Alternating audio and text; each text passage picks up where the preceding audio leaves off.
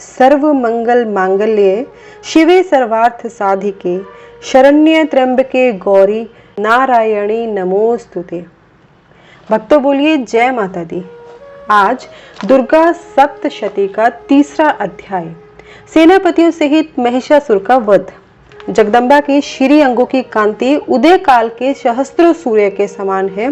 वे लाल रंग की रेशमी साड़ी पहने हुए हैं।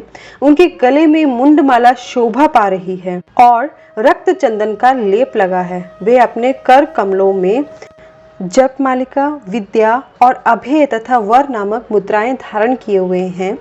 3 नेत्रों से सुशोभित मुखारविंद की बड़ी शोभा हो रही है। उनके मस्तक पर चंद्रमा के साथ रतन में मुकुट बंधा है और वे कमल के आसन पर विराजमान हैं। ऐसी देवी को मैं भक्ति पूर्वक प्रणाम करता हूँ। ऋषि कहते हैं, दैत्यों की सेना को इस प्रकार तहस नहस होते देख महादैत्य सेनापति चिक्षुर क्रोध से भरकर अंबिका देवी से युद्ध करने के लिए आगे बढ़ा।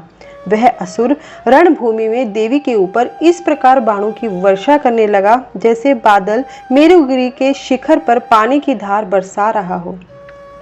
तब देवी ने अपने बाणों से उसके बाण समूह को अनायास ही काटकर उसके घोड़े और सारथी को भी मार डाला। साथ ही उसके धनुष तथा अत्यंत ऊंची ध्वजा को भी तत्काल काट गिराया। धनुष कट जाने पर उसके अंगों को अपने बाणों से बींध डाला। धनुष, रथ, घोड़े और सारथी के नष्ट हो जाने पर वह असुर ढाल और तलवार लेकर देवी की ओर दौड़ा। उसने तीखी धार वाली तलवार से सिंह के मस्तक पर चोट करके देवी की भी बाईं भुजा में बड़े वेग से प्रहार किया। राजन, देवी की बाह पर पहुंचते ही वह तलवार टूट गई। फिर तो क्रोध से लाल आंखें करके उस राक्षस ने शूल हाथ में लिया और उसे उस महादैत्य ने भद्रकाली के ऊपर चलाया। वह शूल आकाश से गिरते हुए सूर्य मंडल की भांति अपने तेज से प्रज्वलित हो उस शूल को अपनी ओर आता देख देवी ने भी शूल का प्रहार किया। उससे राक्षस के शूल के सैकड़ों टुकड़े हो गए तथा साथ ही महादैत्य चिक्षुर की भी धज्जियां उड़ गई। वह प्राणों से भी हाथ धो बैठा। महिषासुर के सेनापति उस महाप्रक्रमी चिक्षुर के मारे जाने पर देवताओं को पीड़ा देने वाले चामर हाथी पर चढ़कर आया। उसने भी देवी के ऊपर शक्ति का प्रहार किया, किंतु जगदम्बा ने उसे अपने हुंकार से ही आहत एवं निष्प्रभ करके तत्काल पृथ्वी पर गिरा दिया। शक्ति टूटकर गिरी हुई देख चामर को बड़ा क्रोध हुआ।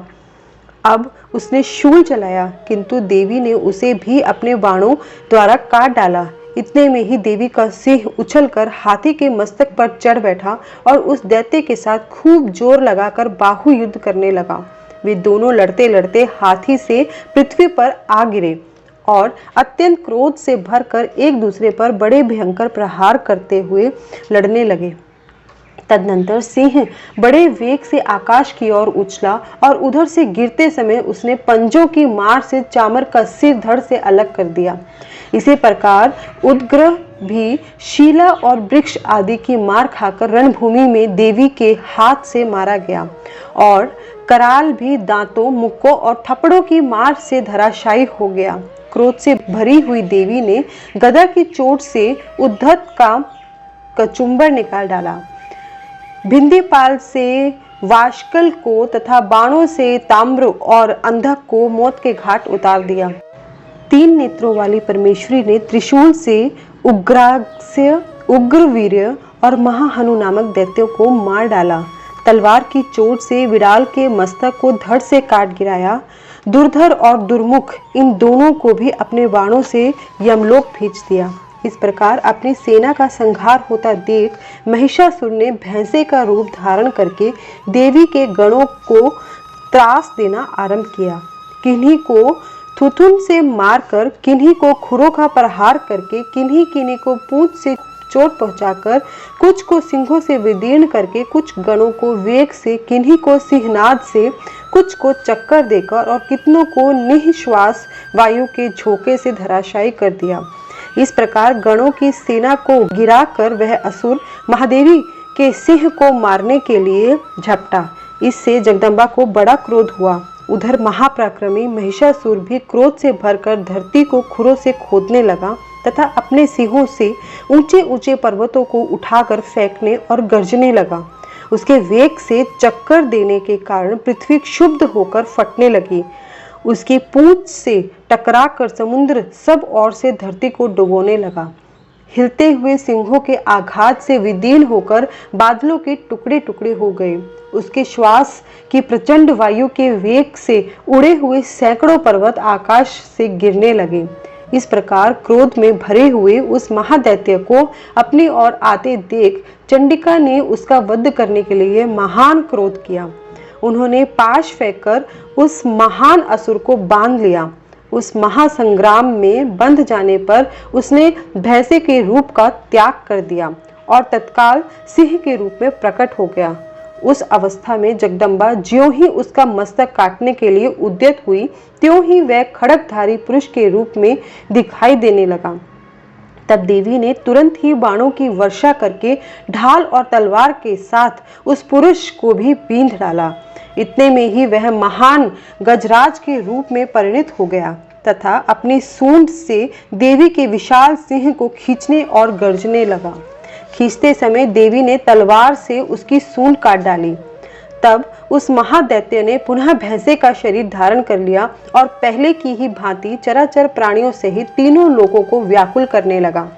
तब क्रोध से भरी हुई जगदम्बा चंडिका बारंबार उत्तम मधु का पान करने और लाल आंखें करके हंसने लगी। उधर वह बल और पराक्रम के मद से उन्मत्त हुआ राक्षस गरजने लगा और अपने सिंहों से चंडी के ऊपर पर्वतों को फेंकने लगा।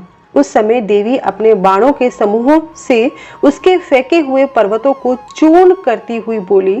बोलते समय उनका मुख मधु के मद से लाल हो रहा था और वाणी लड़खड़ा रही थी। देवी ने कहा, ओ मूढ़, मैं जब तक मधु पीती हूँ तब तक तू क्षण भर के लिए खूब गरज ले। मेरे हाथ से यही तेरी मृत्यु हो जाने पर अब शीघ्र ही देवता भी गर्जना करेंगे। ऋषि बोले, यूं कहकर देवी उछली और उस महादैत्य के ऊपर चढ़ गई। फिर अपने पैर से उसे दबाकर उन्होंने शूल से उसके कंठ में आघात किया। उनके पैर से दबा होने पर भी महिषासुर अपने मुख से दूसरे रूप में बाहर होने लगा। अभी आधे शरीर से ही वह बाहर निकलने पाया था कि देवी ने अपने प्रभाव से उसे रोक दिया। आधा निकला होने पर भी वह महादैत्य देवी से युद्ध करने लगा। तब देवी ने बहुत बड़ी तलवार से उसका मस्तक काट गिराया। फिर तो हाहाकार करती हुई दैत्यों की सारी सेना भाग गई और संपूर्ण देवता अत्यंत प्रसन्न हो गए। देवताओं ने दिव्य महर्षियों के साथ दुर्गा देवी का स्तवन किया। गंधर्वराज गाने लगे और अप्सराएं नृत्य करने लगी। इस प्रकार श्री मार्कंडेय पुराण में सावर्णिक मनवंतर की कथा के अंतर्गत देवी महात्म्य में महिषासुर वध नामक तीसरा अध्याय पूरा हुआ। तो भक्तों बोलिए जय माता दी।